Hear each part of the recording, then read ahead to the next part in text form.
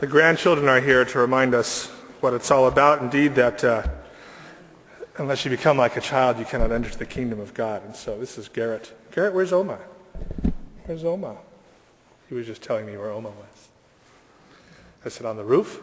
Want to stand here? Thanks to Bridget. Nice job, Bridget, Marlise's oldest child. I want to read these words on behalf of Marlise, a poem by E. Brenneman, titled, Her Journey Has Just Begun. Don't think of her as gone away. Her journey has just begun. Life holds so many facets. This earth is only one. Just think of her as resting from the sorrows and the tears, now in a place of warmth and comfort where there are no days and years. Think how she must be wishing that we could know today how nothing but our sadness can really pass away. And think of her as living in the hearts of those she touched, for nothing loved is ever lost, and she was loved much. I'm Hans.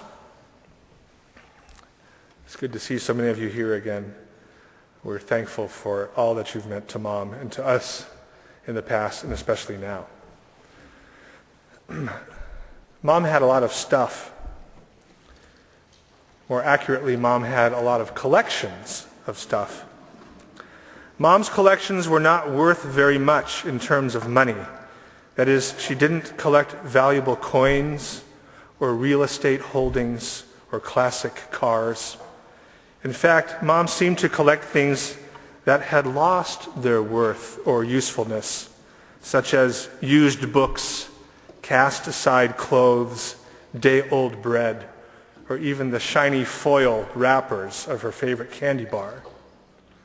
In this sense, Mom was sort of a redeemer, someone who restores worth and usefulness to things that are otherwise worthless and useless, things that are as good as dead, in other words. In her wildlife rescue days, Mom would bring home these injured animals that had been shot or hit by a car or hurt in some way, animals that had been left as good as dead.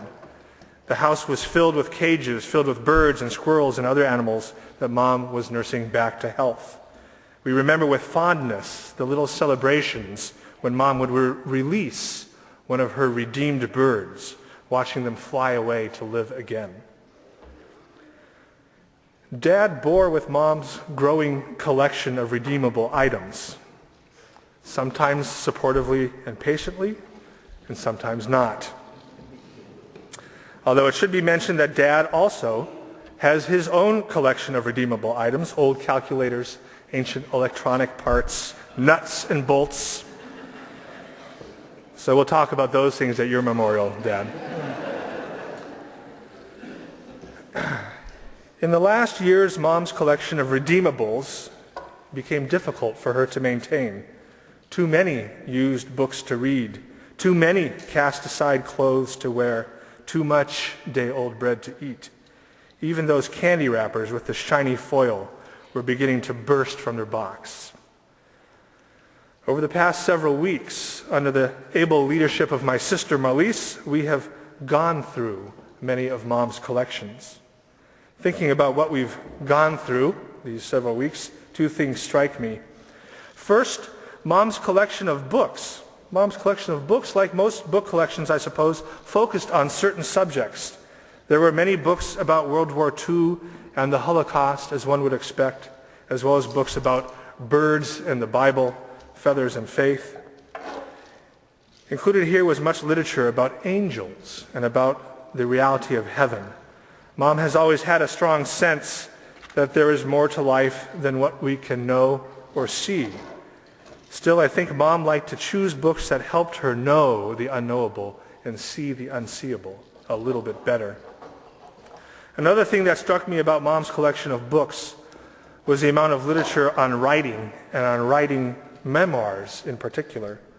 Mom was in great part a writer, a storyteller, but she did not dabble much in fiction. Instead, Mom preferred to write about what really happened, including what really happened to her. One of the greatest collections Mom has left behind is her memoirs. Memoirs of growing up in the Netherlands, of her experiences during the war, of her marriage to Dad, of her grand adventure of immigrating to the United States, of raising 3 not-so-easy kids, at least to the point where they could hook up with somebody and give her grandchildren of whom she was very proud. It's easy to forget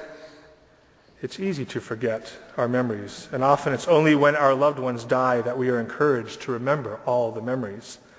We hope that you will share your memories of Mom with each other today and in the days ahead. This is what we have been doing, and it has been tremendously healing. Later in the reception, we'd like to give you a chance to do that publicly even. In the end, it's clear that Mom believed that her memories had redeeming value. As a result, many Palo Alto school children who listen to Mom read her memoirs know the impact that a world war could have on one young girl living in Amsterdam 60 years ago. Mom's obituary states that she will be remembered for her spryness, playful sense of humor, compassion, faith, prayerfulness, and much, much more. There is indeed much, much more about Mom for us to remember and to give thanks. And so on behalf of Dad and Paul and Marlise, as well as of Mom, I would like to thank all of you for your support of us during these difficult months and weeks. The thoughts and prayers from all over the world, really, expressed via the Caring Bridge website, have been a particular blessing to us and to Mom. It is in a way a memoir of Mom's final weeks, for which we are truly grateful. Finally, back in April, Mom talked about what her memorial service would be like, even providing us with a list of hymns to sing and the reasons why we are singing them, as you'll see. Talk about prepared. Mom said, "I don't want the service to be about me." "Well," I said, "it has to be about you a little bit or no one will come." She laughed and said, "You know what I mean." There is a passage from chapter 19 of the book of Job that goes like this: "I know that my Redeemer lives. I know that my Redeemer lives, and in the end he will stand upon the earth. And after my skin has been destroyed, yet in my flesh I will see God. I myself will see God with my own eyes." Now Mom knows. Now Mom sees. Thanks be to God.